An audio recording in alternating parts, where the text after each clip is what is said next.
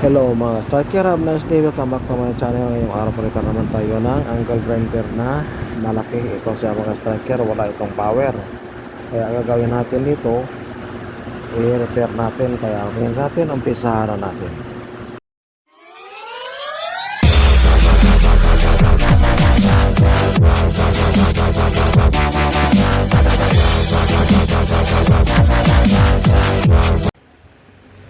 So itong malaki na ito ka striker, ang problema naman ito,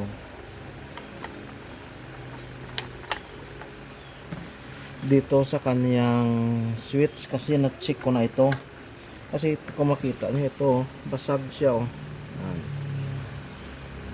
Yung problema niyan dito sa switch nya, basag. Yan. Kasi dapat yan ito siya. Yan. Ito siya mag post mo, tapos ito, pero ito kasi nabasag yung switch nya. Kaya pero na tingnan ko na ito, okay na ito, na check ko na ito. Ang gagawin na lang natin ngayon, pero hindi ko pa nasubukan kung ano na siya. Ang gagawin na lang natin, dahil kabitan natin siya muna ng plug, kasi ito may mga pinangbili ako dito. Ito, yan. Kabit muna natin ito dito, tapos subukan natin, kasi ito naayos ko na itong switch nya. Kasi wala naman ako nakitang problema dito sa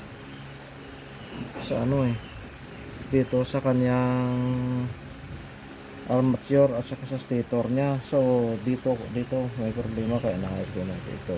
Yan, ayusin ko ito, lagay ko na ito. Double check lang natin itong kanyang carbon brush.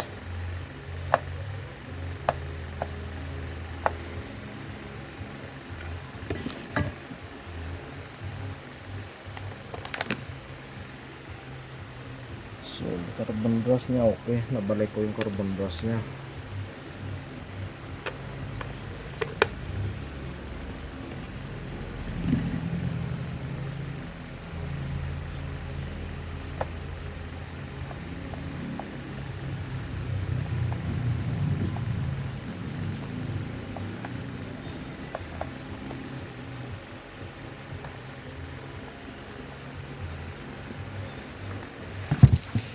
Kabila.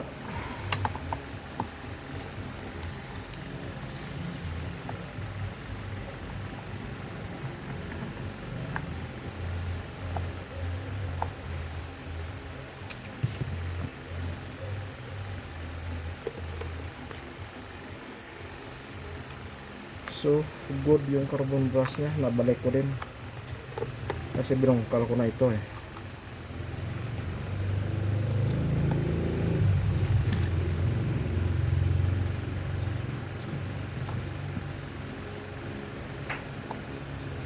So mas swerte lang tayo dito mga ka-striker, kasi walang masyadong ito lang, hindi malaki yung kanyang sira.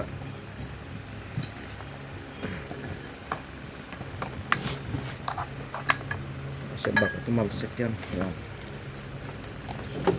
plug in ko muna, subukan natin, baksak ko.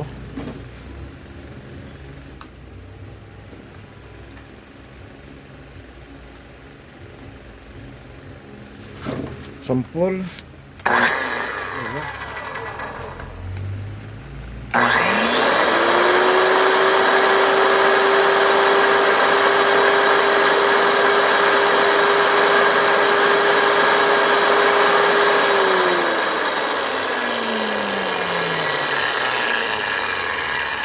So gumana siya mga ka-striker, pero ang problema itong switch na, kasi minsan nagdikit siya ito.